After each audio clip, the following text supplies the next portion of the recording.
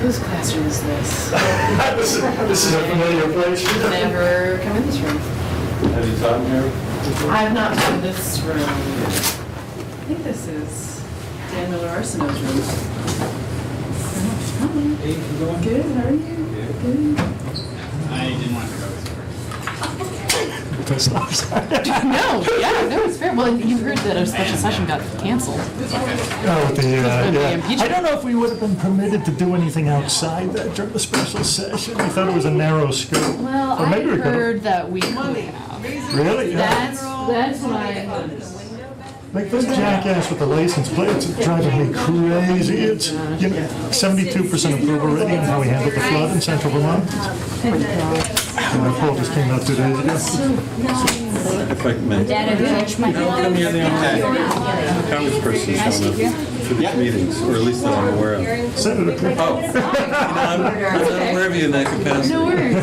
Senator Ann Watson. I recognize you, but I It's associate okay. you with With Montpelier, well, I was the mayor. Yeah, that's And what I mean. Senator Andy Perchlik was also here. He's here. My district mate, Kate McCain, she just got off cancer surgery, so she gets a pass tonight. Yeah. She's doing well.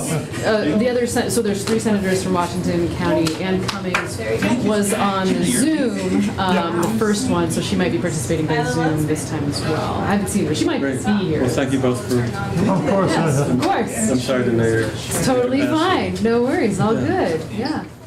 Tell me your name again? Paul Bowler. Paul. Yeah. Where do you live, Paul? Well, I live up in the hills of Middlesex in Worcester, in the town Oh, of nice, yeah, yeah. place. Yeah. Do you know Tom Sabo? Oh, yeah. Yeah. Yeah. And My fellow I've seen science you, teacher. I've seen you and your family at the band center. That's hilarious. Oh, I yes. run that. You again. That's awesome. I see folks, but I don't know. Yeah, right. This is a habit. Thanks for coming. That's a terrible. Go into a retreat in upstate.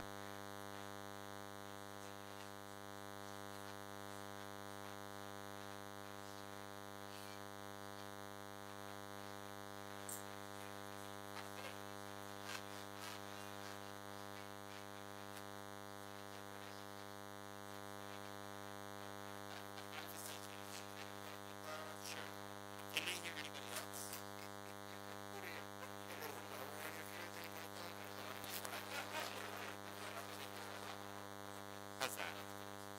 I can put this just in my pocket. This is state federal fund. And philanthropic. I don't think it's philanthropic. All right, folks. I think we're gonna go ahead and get started.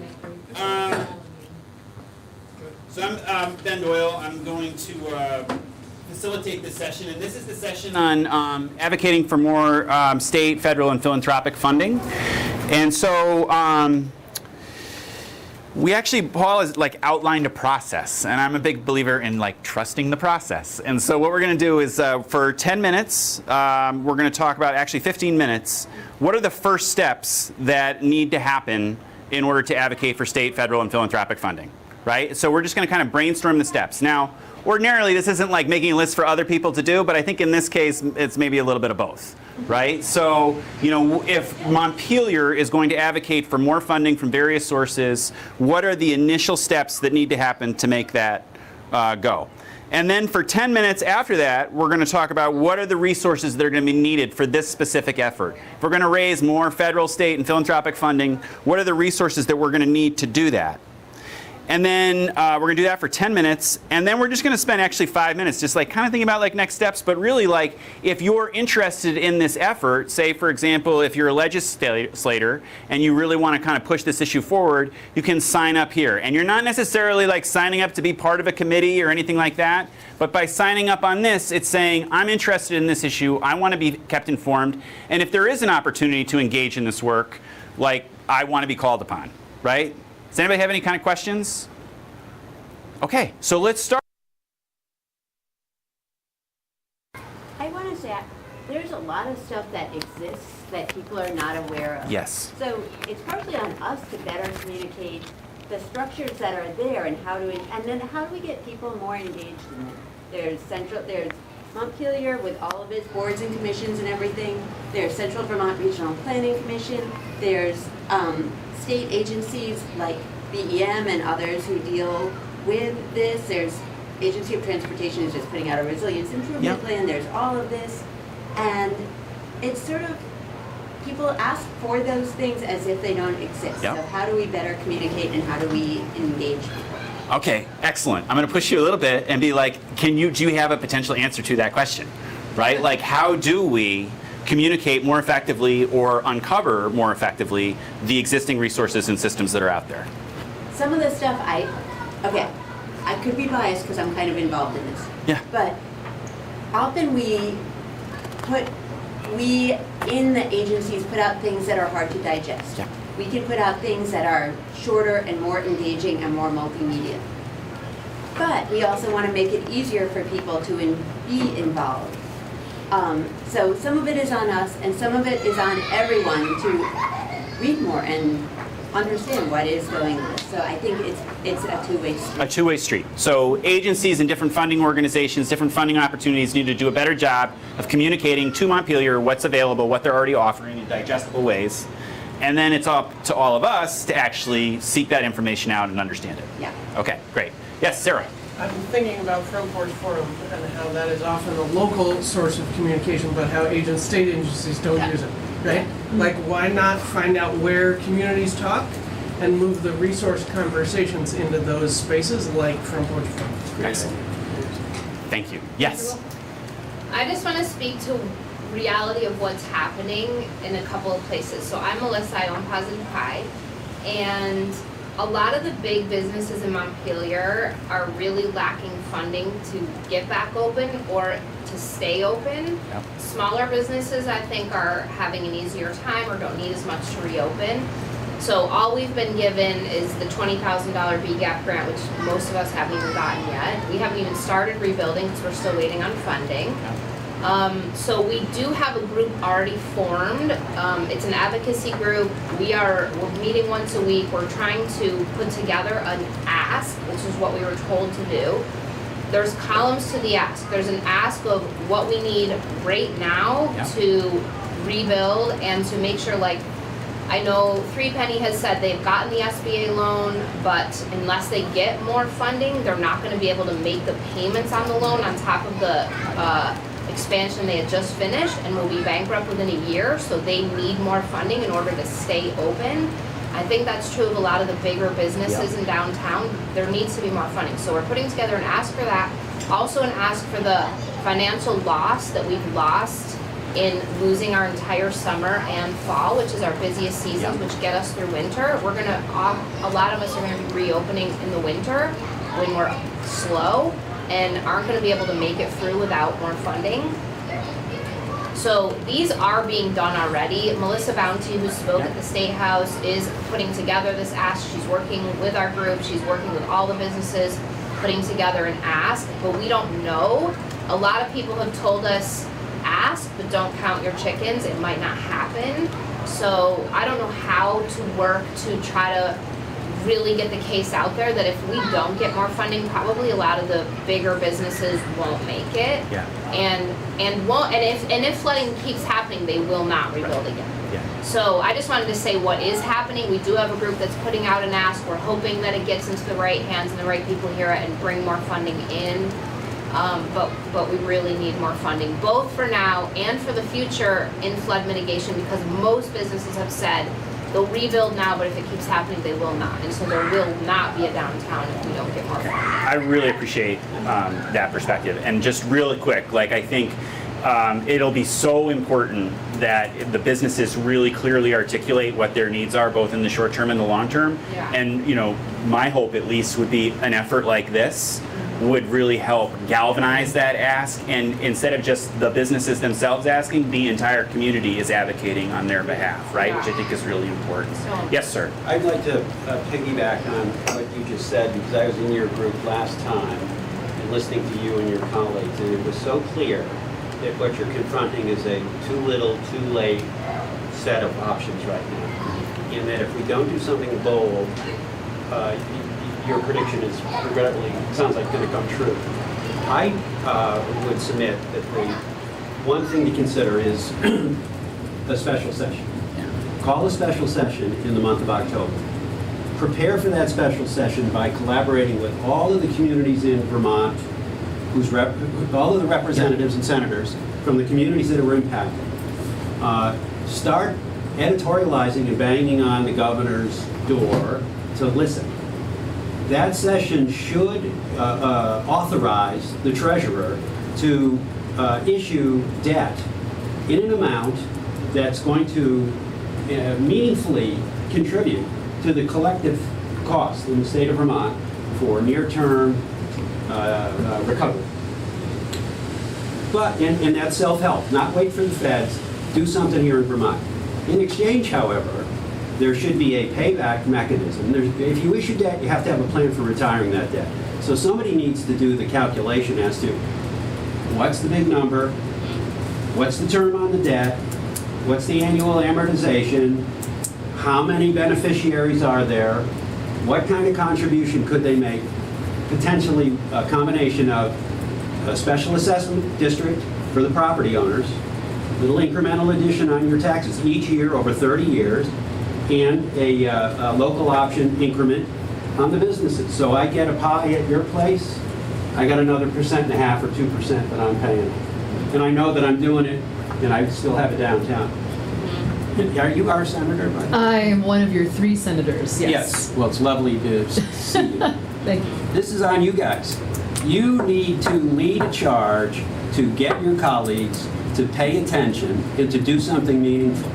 And the nickels and dimes that you're getting are not going to do the job. And waiting for the feds to do it. Last time we said, well, you know, Hawaii. Everybody's talking about Hawaii. Then they're talking about Florida. And next week they're going to be talking about wherever Hurricane Lee hits. Sir, Self-help. thank you. Yeah. I think that is really crystal clear. Action items, special session, look for debt mechanisms to get the money that's immediately needed. Yes, sir. Yeah, and basically piggybacking on what she was saying, I was in a different session last time, and Vince from Hippie Chippy was in my session, and he said that, you know, he said, here it is, we're struggling small businesses, we operate on a very small percentage. He says, you're asking me to take on more debt, even at a 3 or 4%. He says, that's more debt. He says, that erodes my margin. He says, we should be looking at grants.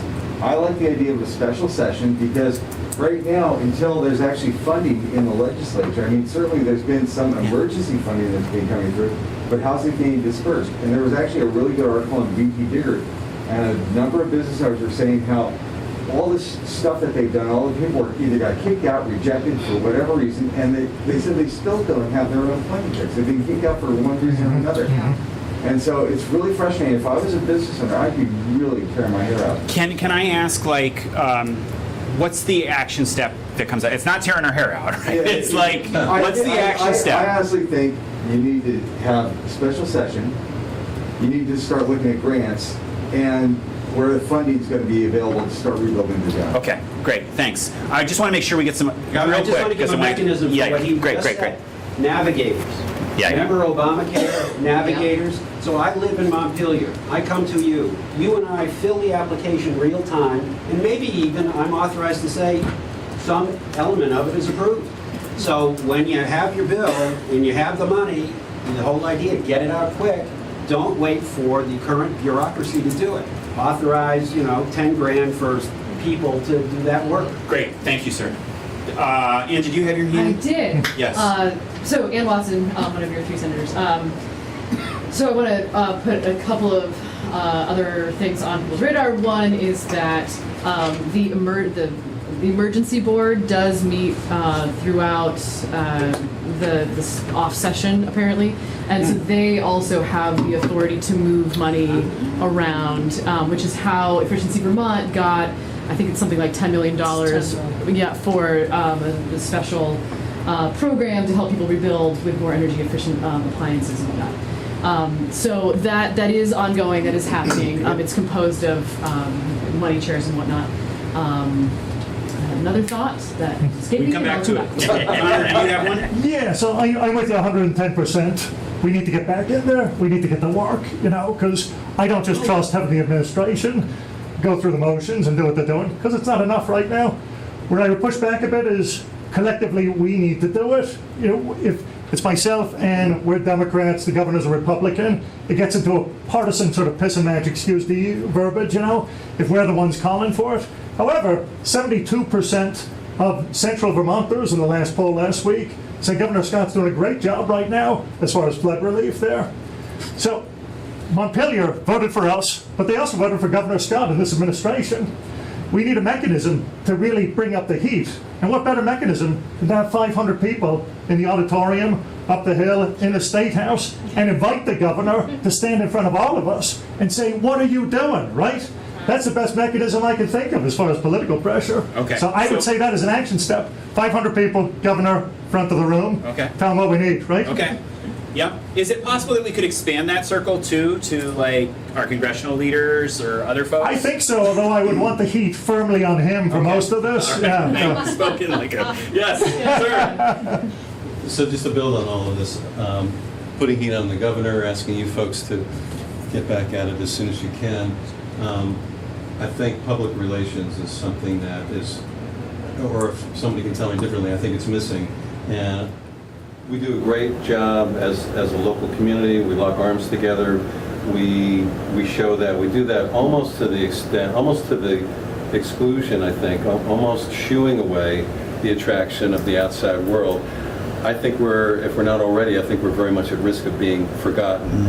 Joe Biden showed up in Florida. I think he got to Hawaii too. I've lost track, but and no swipe on him. But just what does it take to get that level of attention here in Vermont? Yeah, we're little. Yeah, we're liberal. All that stuff that gets old. But the point is, part of this pie is a public relations effort that also lifts beyond just the local effort and focusing on state government and local government. Can I just ask a clarifying question on that? When you say public relations effort, is it public relations effort to tell the story, or are you talking about like lobbyists? Or what are you talking about? But I think, yeah, a loud storytelling. A loud storytelling effort on the experience of Montpelier. I have a small business, and I can tell you from my limited experience, paying for public relations is part of how you get out there into the wider world and people become familiar with your story. Great, thank you, sir. Yes. I have a little different topic to bring up. Great. I talked to a friend of mine who was in flood insurance. He's retired now, but he said, well, you know about all the FEMA money you can get for hazard mitigation. I didn't really know, so I went on the website. There are these big grants you can get for hazard mitigation, flood prevention, infrastructure stuff to prevent and reduce future damages. And it turns out that in FY22, the federal government handed out $3 billion in 2 of these grant programs. My question is, who's going to go after that money? Is it the city? Is it the state? Is this new commission? I don't want that to get lost. And great. We need to go after that money. Yep. Who's the eligible applicant for the money that's available? Yep. Great. Yes. Well, the other thing is, I don't know how much you guys have been following the latest of what's happening in Washington, but apparently FEMA is down to $4 billion after all these disasters. And Biden has requested additional funds. But with the potential government shutdown next week, I don't know where that money's going to come from. Okay. Thanks. Action steps, folks. Action steps. Yes. I remembered the other thing I was going to say, which is that when Connor and I were involved in city government, we actually established that the city had a lobbyist. And so I appreciated that, there's already like an organizing effort in, moving forward. That's great. I wonder if there is still a lobbyist for next session. I assume so, but I think one action step would be to ensure that there is still a lobbyist, because it's important that somebody is in the room at the right moment to have those conversations. And I would also advocate that person perhaps have a list of interested Montpelier residents who they could alert to say, hey, this conversation is happening right now, contact your representative, put the pressure on when it's the right time, and so create a list and have the lobbyists alert folks when it's the right moment. Perfect. Thank you, Ian. Yes. I guess to piggyback off of the public relations aspect, it's like this reminds me a little bit of COVID and how we had a weekly address from the health commissioner.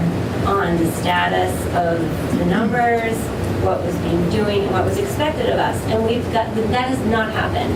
And this is our own emergency that hit our state and not just Montpelier. And we've had a void that has not been filled. And I think that if we had a weekly address where we had like what's being done and put pressure on the governor, call a special session, like y'all need money now. We're 2 months after this. Can I ask a question? When you say have a weekly Yeah. press conference like they do with COVID? Someone. Okay. Well, that's one of my questions. Are you talking about like state government, local government? All the leaders. Yeah. Okay. Okay. Great. What other kind of Separate action. Well, just a sec. I want to go here and then I'll go. Yes, sir. Yes. Go ahead. Well, and I'm John. This is the first meeting I've been able to join, so this may be a stupid question, so tell me if it is. But No stupid questions. especially for, say, philanthropic fundraising going towards, say, towards foundations, public sector, et cetera, do we have a clear sense of the total amount that is sort of needed? No. Yes. I don't And think so. From a business, from residential, because I think having some idea will help, not so much for grants, but like, if we're talking to corporations, foundations, like they need to know how much we want, right? So, or I think having some sort of So a real effort needs to. baseline, Yeah.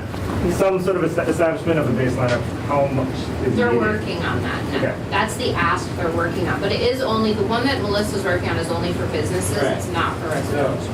So I think that's important, Everybody's but, being encouraged, each community is being encouraged right now to put together their ask, what they need. They need a number. That's what they said. It has to be a concrete number to ask for, and everyone's working. Who's they? Well, I think each community, so Melissa Bounty is helping do that for Montpelier, along with our business advocacy group. No, but I mean, who's going to receive this information? Who is they that's asking for it? Is that the treasurer from the last meeting? I think it's for a special ask, right? Like Yeah. Melissa's. They're trying to put together something to bring to the legislature, to the governor, and maybe to the feds to just. Right. Yeah, I got you. I don't know Right. exactly the channels, but But the bottom line is there needs to be, we need to quantify the economic loss for the city, like for Right. Montpelier, Right. both residences, the municipality, right, and business, like, okay. We're gonna wrap up in just a second, and we do have like some next steps, but if there are other voices, yes.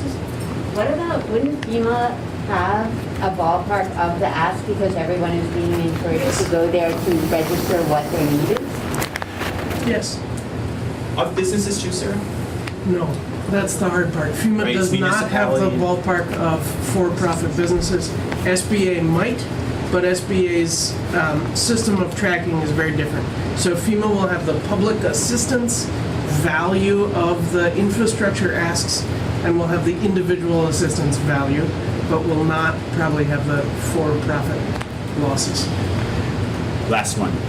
Really quickly, I'm going to survey the group, because I think when we consider money, and nobody knows where that comes from or how to start or what the figure could be, quick survey. Do you think it's under $500 million? Raise your hand. For the state of Vermont? Yeah. Yeah, I think it's under. Yeah. Oh, you think it's under? Yeah, I think Yeah. it's 100 to 150. For the state of Vermont? Yeah, for immediate near-term Yeah. response to these Okay. downtowns. I Yeah, think yeah. that's Okay. if that's the That's the ballpark question. you're asking. Yeah, Yeah. 100 and a half is And what not, I'm not guessing. to nail that figure, but just so we start to have a working Yeah. concept that it's just not an outer space. Yeah. But it's a smart way to think about it. Think globally, because, oh, hey, give Montpelier something Yeah. less compelling than give Yeah. Vermont something, give the corridor that was impacted something, coalitions. You're a Democrat, but I bet you the people up in some other place are Republicans. So Well, I know they are. together, come Yeah. together. Okay, great. Last one. Yeah, based on his question, I'm just kind of, going off of that. What was the recovery amount for Irene? Because obviously we're north of Irene, and factoring in for inflation. We are.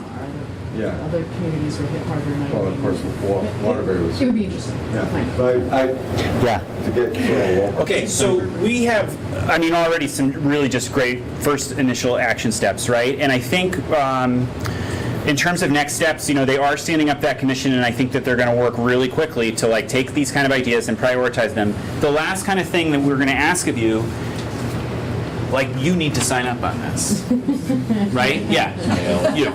Like it means, it does not mean you're signing up to go to a weekly meeting, right? But what it means is that you're going to be kept informed of this effort, and that if you see an opportunity for you to make a difference on this, then you need to like stay informed, follow it, wait for the call, step up when needed.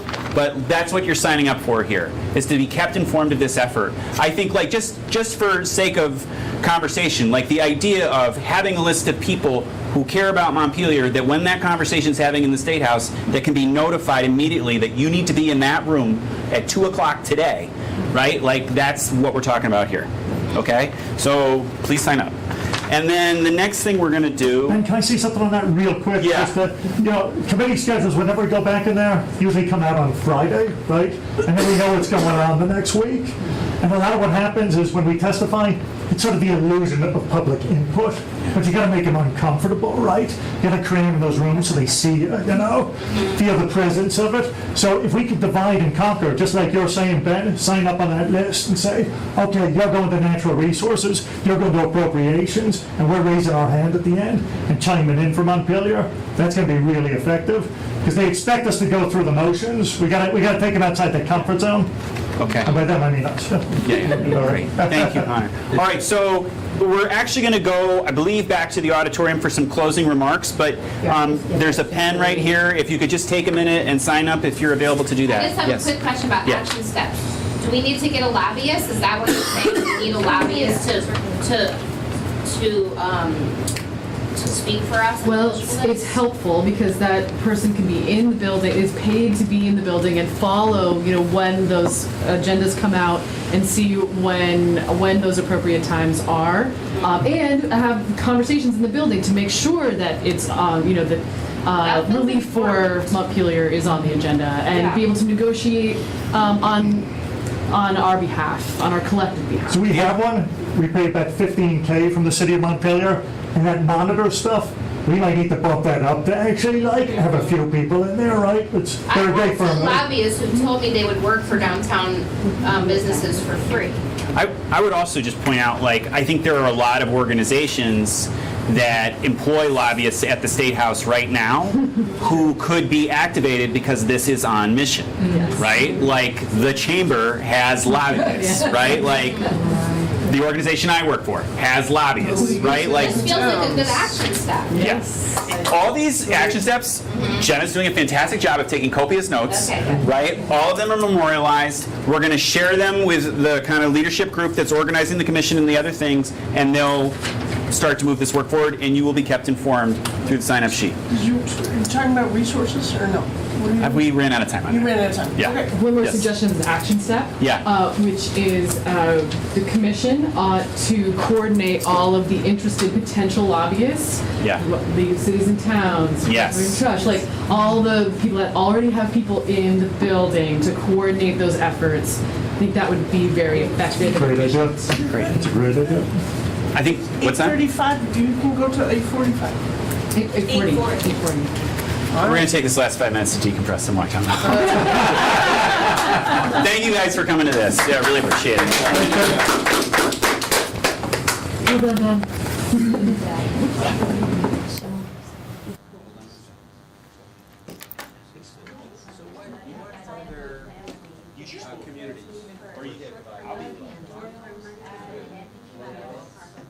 Sign up for your notes.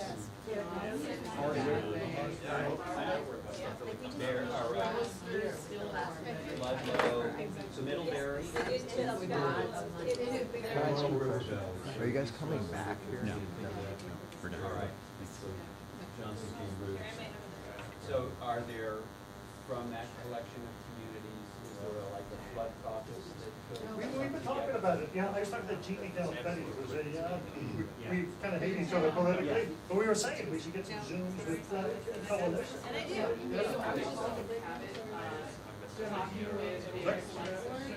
Like the regional planning commissions put together an entire list of the most flood impacted communities. Yeah. Preservation Trust is